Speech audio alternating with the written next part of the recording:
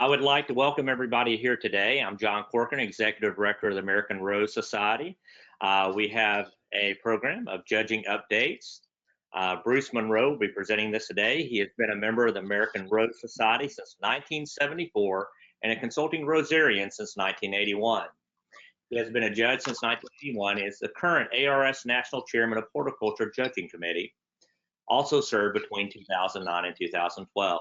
Bruce lives in Wilmington, Delaware with his wife, Liz, where he cares for 100 roses in his personal garden and is a volunteer at the Jasper Crane Rose Garden, which has over 450 rose bushes and is a Gold Honor and CLIMA Honor recipient.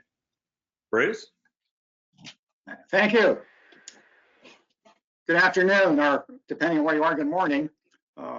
As of earlier this week, we had 210 people registered for this seminar, so I'm talking probably to more judges than I've ever talked to before. As John mentioned, I was national chairman for 3 years, and this is my second term. And during that period, I've had the pleasure of meeting a number of you and working with a number of you at district shows and national shows. And I want to, on behalf of the American Rose Society and the districts and the local societies and the groups that have sponsored rose shows, I want to thank you all for participating and judging these shows, because it generally requires a long trip and possibly an overnight stay. Dean Hall, in his book on a book about roses, said that judging roses was a sacred duty. That rose judges should regard their office as a sacred duty. So you're performing a sacred duty, at least according to Dean Hall. Lincoln Atkins, in the first edition of the Rose Judging Manual, and we produced this in the current edition, said, like everything else related to our world of roses, judging them is a pleasurable and richly rewarding experience.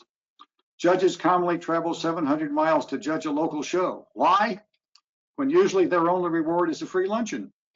Perhaps this is the reason. The judge travels many hard, often lonely miles with the expectation that with fellow judges equally discerning, he or she will, before the day is out, stand before 3 or 4 roses, selected from hundreds, that will approach the perfect stage of beauty that belongs only to the rose. With that introduction, let me handle a few housekeeping matters. You will receive 1 hour's credit for this program, and the local district chairman of horticultural judging will be keeping track of that. And if you're seeing this, we know you're here, and the district chairs will be notified as to who was here. Now, if there's more than one person watching, there's one way to handle that is just send a note to the district chair to say that so-and-so and I watched this program, and so the district chair will know that more than one person watched it. Or if you want, up in the upper right-hand corner of your screen, you will see an arrow.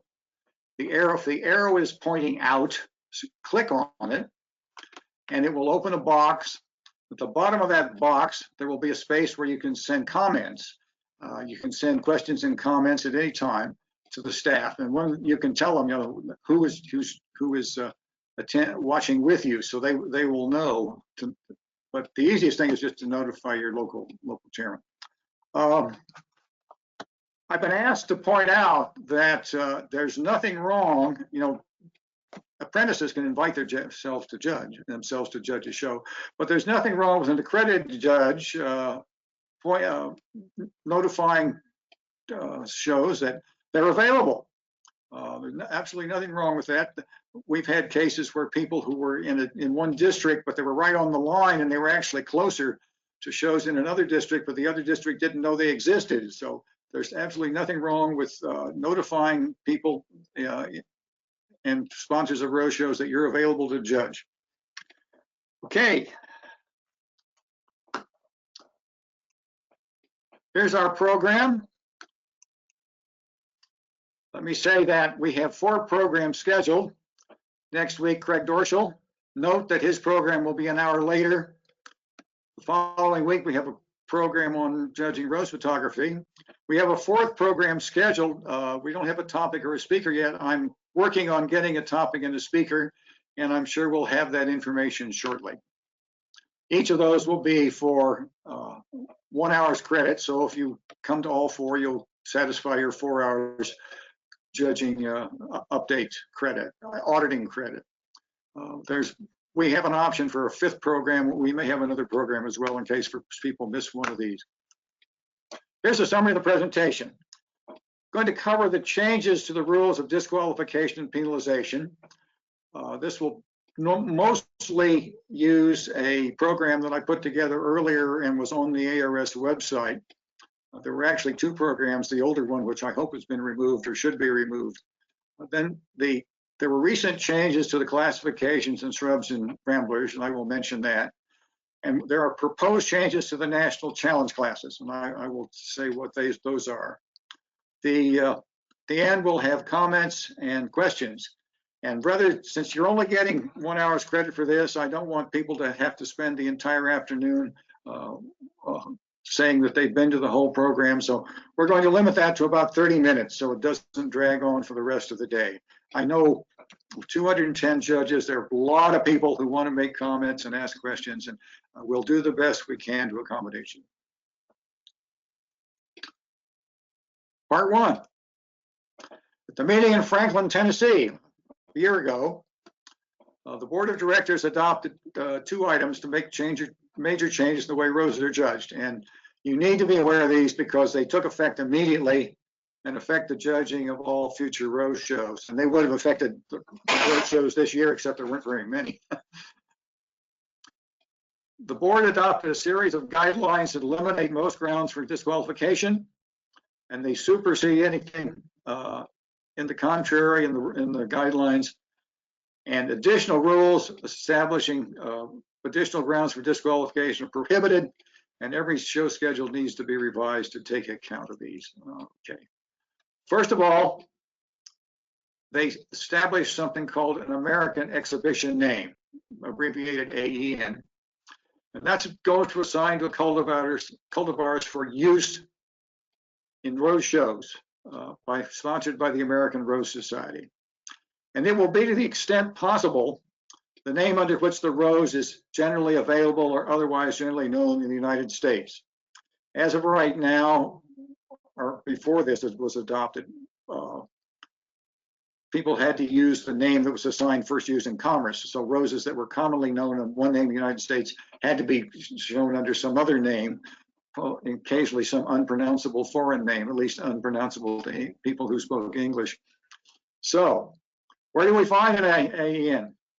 Well, there's a new online database being developed, and I have a personal interest in seeing that this gets done. I would hope to be able to tell you it was ready for use.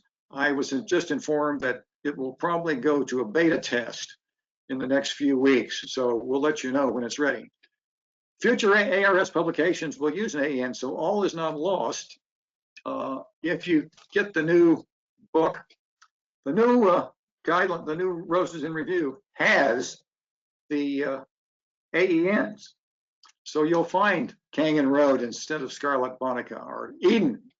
You can say goodbye to Pierre de Ronchon, or Duff Jewel is now Princessa Charlotte de Monaco, and there's some others. These are just examples. I noticed there were a number more, and I quit listing them when I got the slide full. Now, the problem that you'll have is if you want to know if you look for Scarlet Bonica in the new book to see what it became, you won't find it. What you have to do is get the old book and look up Scarlet Bonica, and it will tell you the synonym is Canyon Road. And then if you go to the new book, you'll find Canyon Road listed. The new book does not list all these synonyms. Now, this is not the fault of the people who put the book together.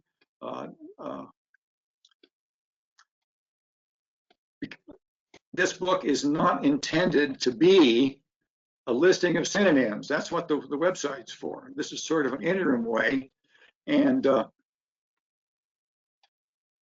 it's intended to be a buyer's guide, not a listing of synonyms. So that's not a problem with the book. So the new Roses in Review has, to the extent possible, the AEN, the American Exhibition name. Another change that was made, found roses that had been assigned an American exhibition name and classification may be entered. Example that some of you may be familiar with is Peggy Martin, the rose that survived Katrina, now be entered in the Victorian OGR class. Back to basics. A disqualified exhibit is removed from competition and eligible for any award, just as if it never wasn't there. When an exhibit is penalized, when it has a fault in any of the 6 prime elements of judging, points are deducted according to the degree of impairment. An exhibit that's been penalized is eligible for can win any award for which it's eligible. Okay. Okay, disqualification, extreme penalty. It should only be used for the most serious offenses. Exhibitors are supposed to be given the benefit of the doubt and never disqualify an entry unless you're sure. Now, the former rules of disqualification fell disproportionately on inexperienced exhibitors and had a chilling effect on their decision to enter a rose show. Newer exhibitors are typically not familiar with the fine points. And just some examples, some varieties can be exhibited with side buds, some can't. Some can be exhibited stem on stem, some can. Some varieties are sold under their US, under one name that's not the name that they should be exhibited under, or in a classification that's not where they should be exhibited. I mean, how many times have you seen Dortmund in the climber class? Because it's sold as a climber, but according to ARS, it's something different that needs to go in the classic shrub class. One way I was thinking about this, if you think of rose exhibitors as some inner circle, people have to learn all the passwords and secret handshakes and all the secret requirements to get admitted to the inner circle. And if they don't learn all these things, if they're among the uninstructed, there's a group of high priests and priestesses that tell them they're not permitted to join the inner circle. Namely, the judges are supposed to disqualify people who don't know all these things. Well, let's take a look. All these rules are a major part of judging school, a major part of the exam, right? Do you have to have a perfect score to get in? No, you only need 70%. Yet we assume that people who walk in the door with a rose know all these rules. So arrangements have only 2 grounds for disqualification: use of florist roses and the use of artificial plant material. Here are the, I counted them, former grounds for disqualification. Stem on stem, but only where not allowed. Not disbudded when required. Foreign substance. Misplaced when placed by the exhibitor, but not by the class, not by the placement committee. Misclassed, misnamed, sorry. Improperly named, unlabeled or mislabeled, violation of show rules. That's a big one. Exhibitor's name visible. Roses not grown outdoors or not grown by the exhibitor. Can't show florist roses. And more than one entry of the same variety in the same class from the same exhibitor.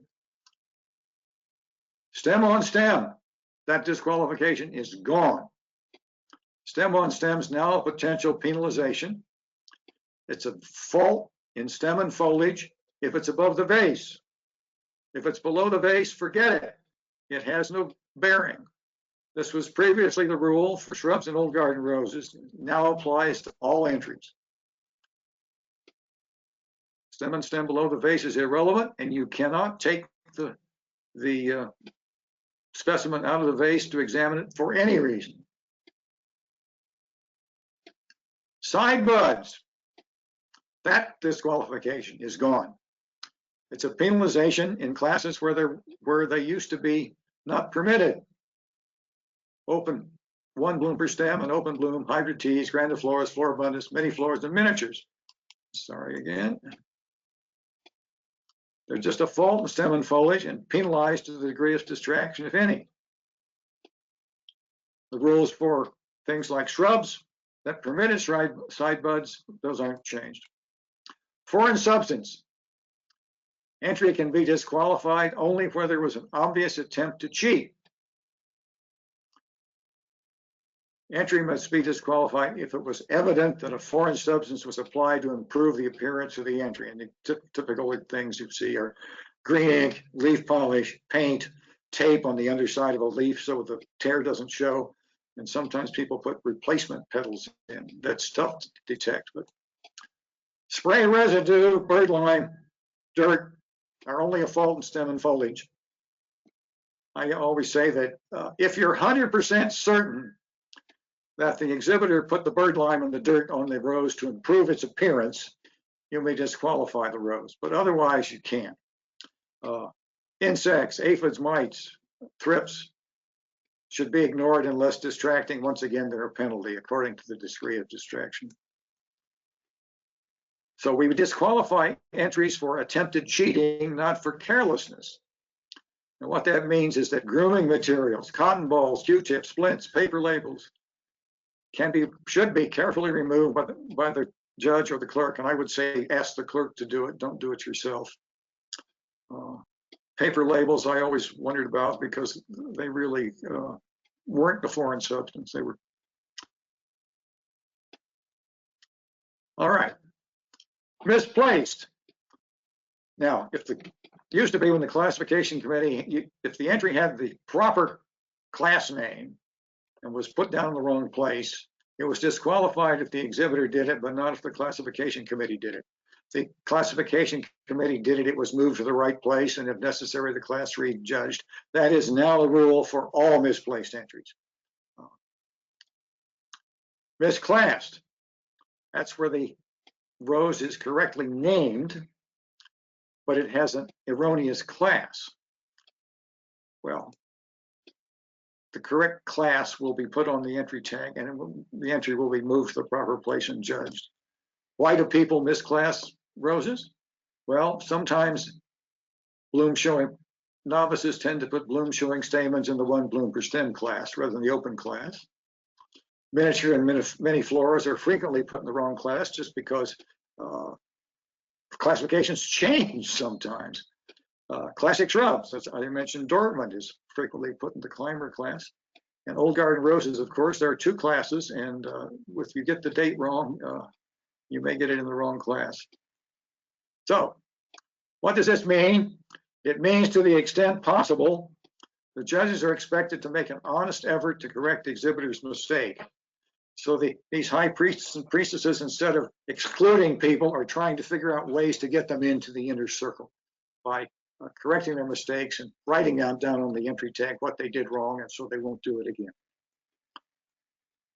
Misnamed. Now this is where there's just the name is incorrect. You know, Toro has been entered as white masterpiece or something like that. The name is incorrect. Well, that board didn't act on that, so you still need to correctly name it. But accepted synonyms are permissible. Here we see the rose is entered under its accepted synonym. It's okay.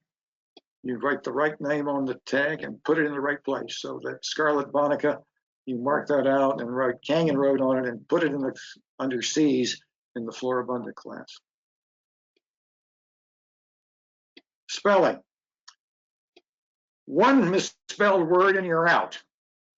Now that's a great rule for a spelling bee, but this ain't a spelling bee, folks. This is a rose show. So judge the roses, not the spelling. If you can tell what they really meant, write what's proper and judge the rose and note the correct on the spelling tag. Somebody asked me once about, there was a tag where it said Cooper instead of, or said copper instead of Cooper. And so, well, that's a matter of judgment for the judges. Was it really bad handwriting, or did they really intend to name that rose copper instead of Cooper? All right, misnamed. Okay, let's compare these two. Misnamed. Misnamed is an entry that's not the variety named on the entry tag or a acceptable synonym thereof. That's disqualified. Improperly named is under an acceptable synonym. So that's neither a disqualification or penalization. Put the right name on it, put the AEN on it, move it to the proper place and judge it. Unlabeled or mislabeled. Well, unlabeled, there's no entry tag. There's not much you can do with that. Incompletely labeled, mislabeled. There are 3 things that are required: the variety name, the exhibitor's name, and the class number. If any of those three things are missing, the entry is mislabeled and needs to be disqualified. So remember, note, its entry tag needs the variety name, a class number, and the exhibitor's name. That's it, nothing else. And I'll just talk about that a little more shortly. Show rules. Show rules establishing additional reasons for disqualification are prohibited unless the rule addresses the specifications for a challenge class. We have a couple of other exceptions that I'll mention. And if the schedule has a bunch of show rules about spelling, entry tags, wedging materials, ignore them. The show rules may not establish additional rules for disqualification. Entry tags. This is a common one.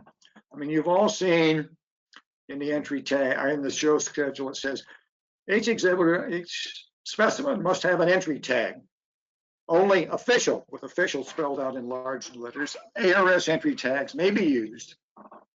They must be filled out top and bottom with the class number, exhibitor's number, section number, name of the variety, exhibitor's name, exhibitor's address, exhibitor's mother's maiden name, and the last 4 digits of the exhibitor's social security number. Well, maybe that's a slight exaggeration, but you're familiar with that. And that rule is in the schedule. It's been in every schedule since the year 2, and people keep copying it. We're year for year into the next schedule because they assume that's what the ARS requires. Well, take a look at the guidelines for judging roses. There's no requirement official ARS entry tags be used. There's no requirement the top and bottom portions be filled out. In fact, there's no requirement that the tags have a top and bottom. So there's 3 things: exhibitor's name, which must be hidden during judging, variety name, and class number. That's all.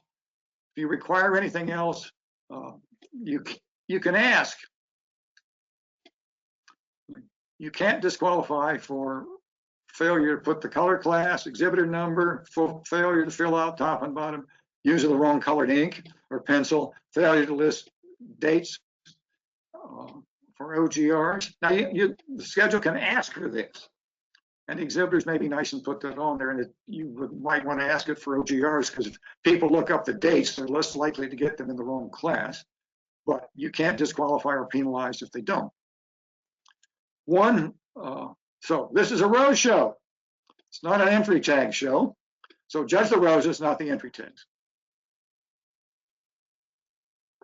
Now, one problem that was brought to our attention is that there are some shows where the bottom half of the entry tag is collected for sweepstakes. So the schedule can indicate that for an entry to be counted for sweepstakes, the bottom part needs to have the exhibitor's name, exhibitor number, class number, whatever the show wants on that thing that's going to be collected.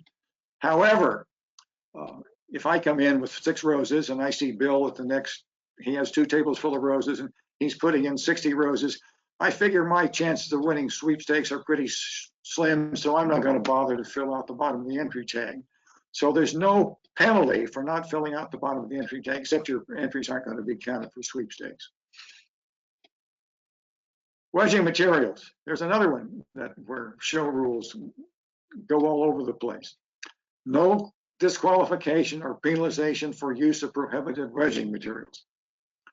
Wedging materials may be penalized only to the extent they extend above the lip of the vase, and only to the degree of distraction, if any, if that plastic foam extends maybe 1/4 of an inch above the lip of the vase. There's no distraction, just ignore it. Once again, this is a rose show, not a wedging material show. So judge the roses, not the wedging material. As I mentioned before, what goes beneath the lip of the vase is no consequence. And the rules may request a certain wedging materials or they be used, but there's no penalty if that request is ignored. If you ask people to use certain materials, they probably will.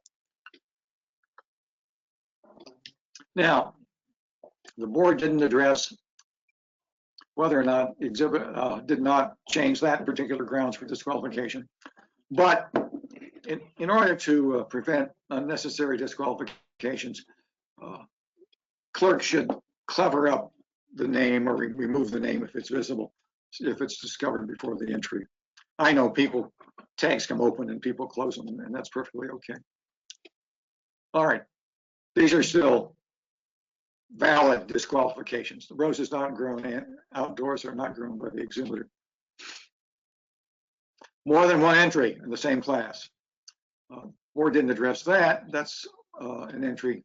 Now, judges need to be aware that sometimes if an entry is moved to the proper class, the exhibitor may have already have an entry. The exhibitor doesn't know that Uncle Joe and Toro are really the same rose and enters one class, one bloom as Toro and one is Uncle Joe. And so somebody renames Uncle Joe Toro, and now the exhibitor has two Toros in the same class. So use your own judgment. Probably the thing to do is just to ignore the second one. Now, this qualification, as I'll address in a minute, this may be modified by the show. We thought that there are certain things that, certain show rules that class shows might want to put in. Show might want to increase the number of entries, and so might change the rules so that one exhibitor can put more than one entry of the same brand, the same class. That's possible, but they've got to clearly state it in the schedule. Absent exhibitors. This is an exhibitor who doesn't come to the show, but somebody else enters their roses, enters them in their name properly. Probably that goes on quite a bit. Somebody brings Grandma's rose in and enters it under Grandma's name, and Grandma even occasionally wins Dowager Queen. Everybody says, "Oh, hooray for Grandma!" But if the show decides that everybody who exhibits in our show should have to get up at 4 o'clock in the morning and get here when everybody else gets in there and put their own entries in, they can prohibit absent exhibitors. But once again, they've got to do it very clearly in the show schedule. And then of course, there are the restricted eligibility classes, judges classes, juniors, novices, members, etc., hybridizers, something that, and those are permitted. So here are the remaining grounds for disqualification. There are no others. Don't invent any. Foreign substance, but only if applied to enhance the beauty of the entry. Misnamed, not the variety given on the entry tag or an accepted synonym. Unlabeled or mislabeled, no entry tag or one of the 3 elements, pieces of information that is required, the name, class number, or name of the variety not given. Exhibitor's name visible. Challenge class entry that does not satisfy the requirements of the class in which it's entered. Entry that was not grown outdoors or not grown by the exhibitor. And more than one entry of the same variety in the same class by the same exhibitor, unless that has been modified by a show rule. Now, part 2. These changes were made at the recent virtual board meeting. These are changes to the classification of shrubs and ramblers. In 1969, at the behest of the classification committee, there were changes made to the classification of shrubs and ramblers. This action by the board reverses that action which was carried out in 1969. The egletarias were changed to hybrid egletarias, and the abbreviation was changed from EG to HEG, and it's been changed back. Same with gallicas and cordacea. So we have that. Basically, the only change there is the name of the class and the abbreviation for class. A more serious, more interesting change. 1969, the classification committee decided that the Rambler class was really a catch-all class of roses that belonged in other classifications. They abolished the Rambler class and reassigned everything to a different class. This never caught on. I mean, if you look, you'll find that there are roses still being sold as Ramblers, even though the Rambler class doesn't exist. So it never caught on. So the Rambler class has been reinstituted, revived, and the Registration and Classification Committee was authorized to reassign all the cultivars that used to be in the Rambler class back to the Rambler class. I did a look. I looked at some books that were pre-1969 where they talked about ramblers, looked at the names, and then I checked in Modern Roses 10, which predates 1969, to see if the ones people were talking about were in fact classed as ramblers. Here's 18. I think there might have been a few more, but here are the main ones. Here are the ones I've found. The big one might be American Pillar.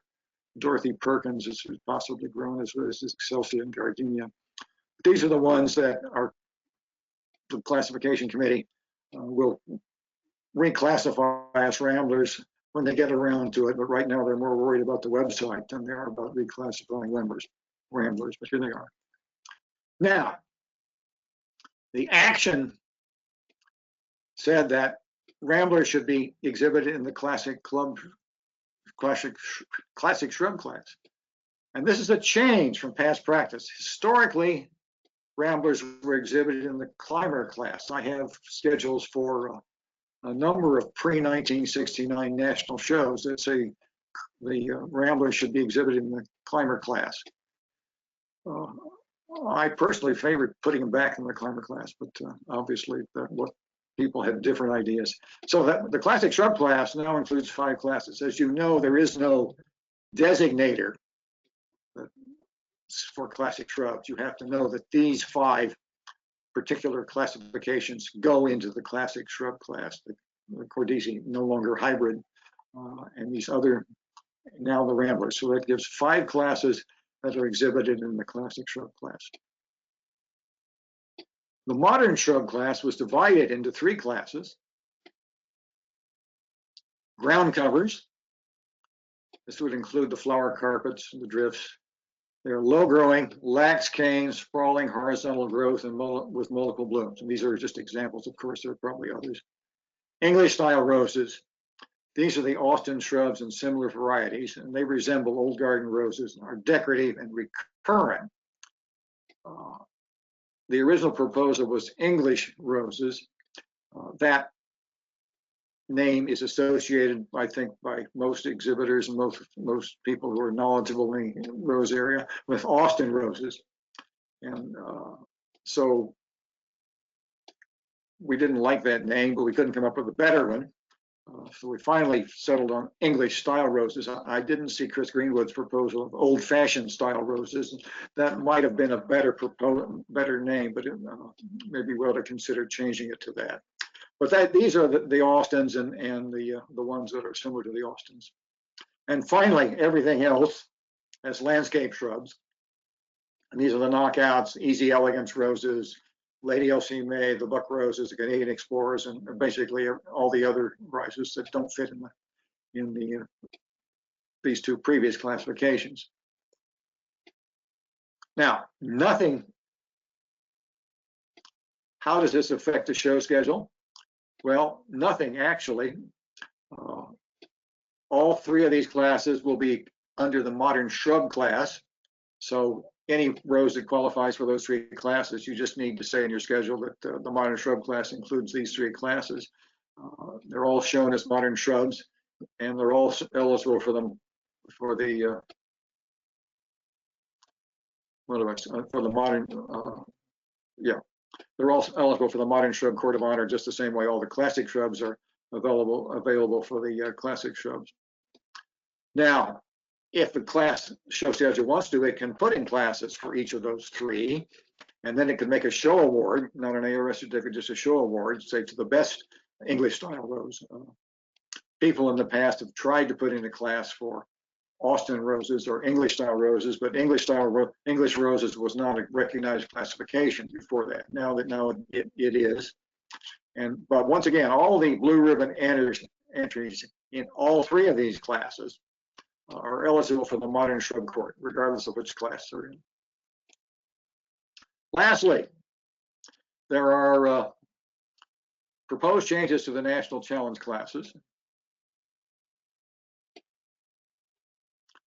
These have been approved by the prizes and awards committee, but they still need to be approved by the ARS Board of Directors. The Earl of Warwick urn is going to be phased out no later than 2023.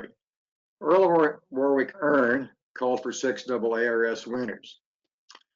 There used to be a large silver replica of the Earl of Warwick urn, which was probably extremely valuable. I remember in 1981, when the ARS trophies were actually shown at national shows.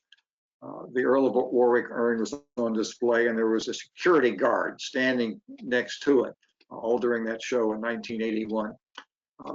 It did not belong to the ARS, it belonged to the double ARS, and at some point, the double ARS either took it back or it was returned to the double ARS.